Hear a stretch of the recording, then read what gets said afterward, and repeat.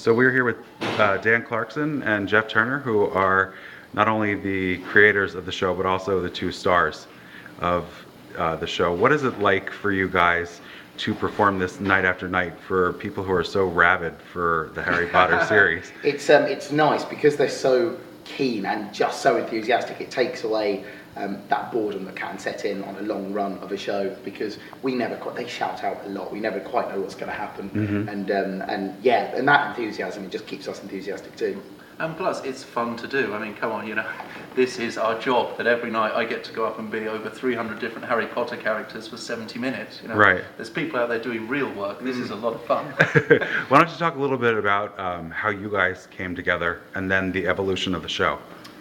We met in 2005. I was working as a waitress in a cocktail bar. Absolutely, yes. We can just leave with that, or we can go with the truth. Which was that I was working. I just want to say it again. Yeah, I was trying my arm at some street theatre in Covent Garden. It was my first ever day, just trying it with a hat in front of me, trying to make some money, and it wasn't going very well. And I was basically just getting some bemused Japanese tourists staring at me, not quite knowing what I was trying to do. And all of a sudden, this very tall, very British man was stood at the back, smiling at me. And I thought, I think I recognise him, I don't know.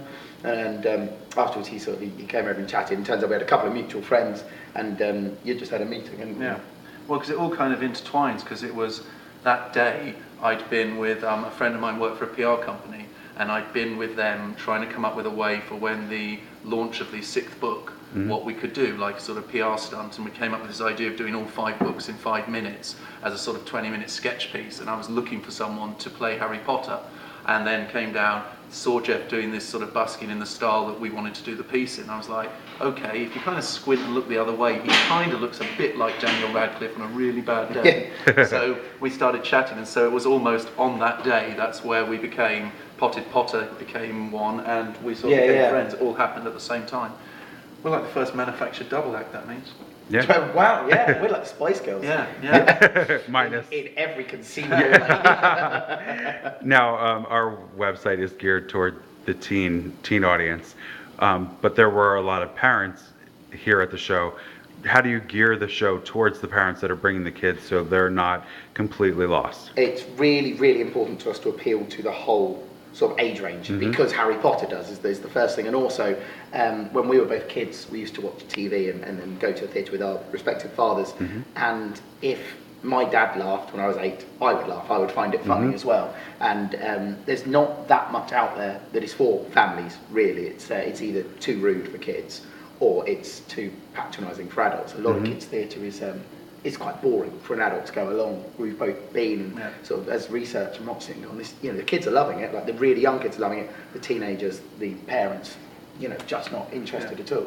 So we try and throw jokes out that both levels will get. Yeah, and I think it's great to see, because there is some stuff that adults will get that kids won't. There's some stuff that teens will get that the kids won't. There's some stuff that kids will get that the teens won't. I remember there was a great moment where I watched this, she must have been about 13, 14-year-old girl, explain to her grandmother what 99 problems but the snitch ain't one meant. Because the grandmother just like, I don't get that, I have no idea. Right. And so she whispered and said it, and the look on the grandmother's face, she went, ooh, okay. It was kind of an audible gasp, wasn't it? About 5 seconds after the gap. So it's nice to see it, that it is really just hitting all those different levels. And I remember we did one show, we had it must have been a 9-year-old birthday party, all dressed as wizards, and then sat directly behind them was a bachelorette party, all dressed in the same sort of wizard outfit. Same size. And, and I think the dad of the 9-year-old birthday party loved that day. He was having a great time. He thought he was going to have a boring show, sat supervising all these kids, and it came up roses. And it was just great to watch those two really different groups all laughing along and enjoying it.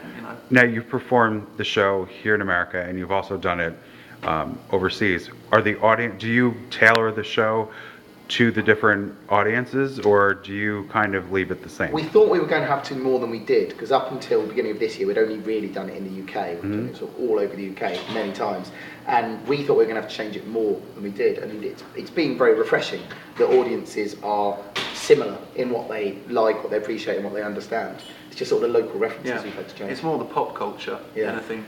And also, I mean, you've got to move with the times. Like, I think last year we'd mentioned Justin Bieber and everyone would scream and go crazy. Now everyone boos and throws things at you. So he's, you know, He's gone. He's out. Now I'm not saying there's not still the believers around. Yeah, you. I yeah, don't want to Right. insult them. Well, I mean, he's gone who from the love show. his We hair, don't have but him anymore. yeah. We get Right. booed. But, so. but it's, you know, it seems his popularity dips and suddenly you have to talk about one direction. Yeah, so it's all and one everyone direction goes, now, yeah, that's absolutely. amazing. So you have to sort of move with the times and sort of move with the trends, I think, a lot. that's it. And trends move fast. And Yeah. the older you get, the faster they seem to move. Especially so. in the teen Absolutely. realm. Oh, Yeah. yeah. Oh, yeah. Now you guys are going to be going on tour with the show, I understand, right? Absolutely, yeah. Are you excited about that in terms of going to different places, or do you like being based in one place? I think both have pros and cons, don't they? Being based in one place, it's less tiring, definitely, and it's more like get into a routine, and you know you make friends. And touring around, you don't do that, but then touring around, you just get to see so many different things, Right. and you know, New York's the only place I've been in the US, and so you know by this time next year, if the tour shapes up how it looks, then I'll have been more places than anyone else, any other Brits I know.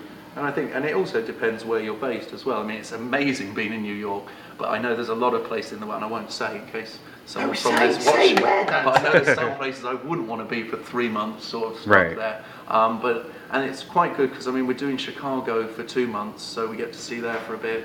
And I think you know there's mention that it might be in Philadelphia for 2 weeks, so it's kind of a tour that's got enough time that you can sort of see the cities Sort you're of in. get and have a look at it. based in some places for a while, and then on the bus and sort of one-nighters other times. And so you can just request where you want to see in the States and go, well, I'd love to go there. Well, this looks nice. Can we go there? And then we get ignored and they tell us Yeah, where we're going yeah. instead. I thought Disney World was a state. I Turns thought, out it's yeah, not. no. Yeah, well, Florida is though, so Yeah, you, Florida you is. There we just go. get somewhere close to Disney World and That's you'll it. be set. And then we'll disappear for a few days. Right. Oh, there we are. Performance is canceled. Yeah, absolutely. Understudies going on. Now, that is actually a point I wanted to bring up. Do you guys, if say one of you is sick, do you both not go on and then have both understudies go on? Do you go on as a team normally? Yes, this has been our first time we've ever had understudies. Has been here, and yes, we don't mix it because we are a double act. We try and keep it so that if one of us isn't well enough to go on, then we both The other one take gets the a show night off. off, yeah. Yeah, it's nice for the one who's well, Yeah. get a night off.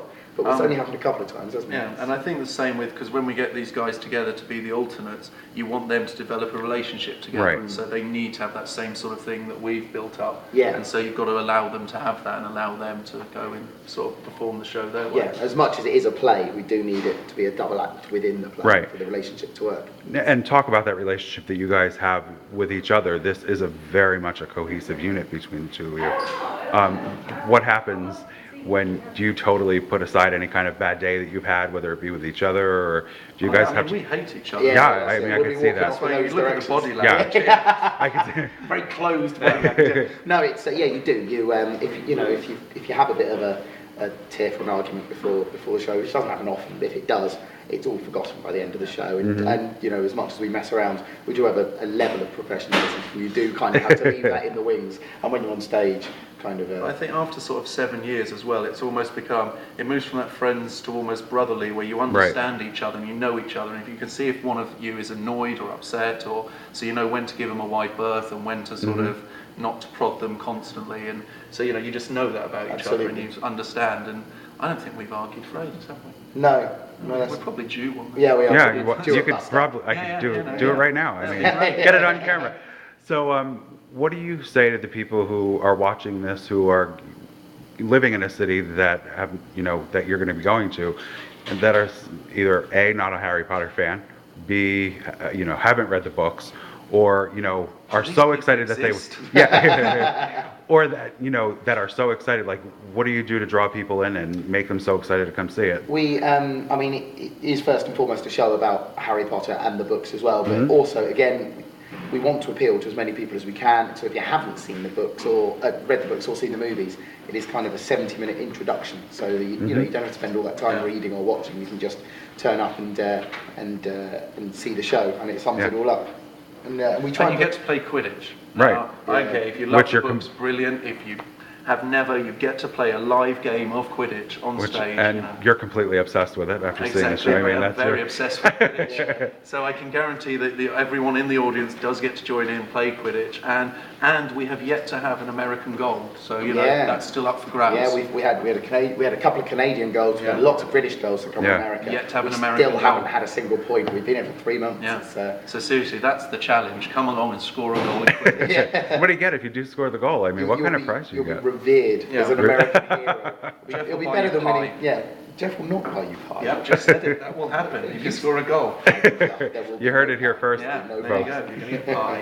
And now for the people who are super, super excited that are big Harry Potter fans, what is that like for you guys, knowing that you have an audience full of people who are dressed up? Does that feed your energy more when you go out there and see Absolutely. an entire audience? Yeah, I mean, if the audience are full of energy to start with, then that's half our job done for us. We go out and we feed off that energy and it bounces back. It can get pretty electric when we've got a lot of super fans. And it's great to meet the super fans because we are those fans. I mean, I'm, as I would say, closet geek. I'm not sat here in my Harry Potter. I was gonna say, not too in the closet with Exactly. it. So it's great to meet them. It's great to see people who are like-minded, who really do love Harry Potter and enjoyed it. And when they dress up and go to that effort, you're just thinking, that's brilliant. It puts everything we've got to shame. I was going to say, It's there is the amazing. downside that it's a lot better than any costumes we've got every time. They just put us to shame.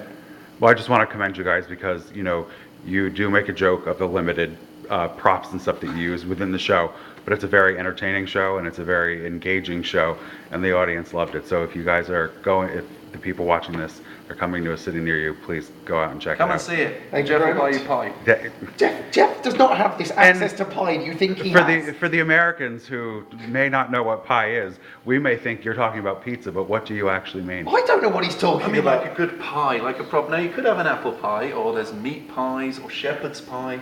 In fact, the choice is yours. If you want a pizza, he'll do that as well. Do that as So well. whatever you guys want. New Yorkers would think pizza pie. Other people in the middle of the country may think apple or cherry pie. Yeah. I'm not very keen I'm on leaving it this. open. No, shut up. They'll come and see Well, it. see, yeah, he's Oh, leaving it right. open for you. Yeah, I'll go out. Interpretation, argument you whatever wanted. pie you want. There you go. See, I knew I'd catch it. Thank you guys so much for taking the time Thank to do you. this. Very Thank you for welcome, going to no see problem. us. Thank you.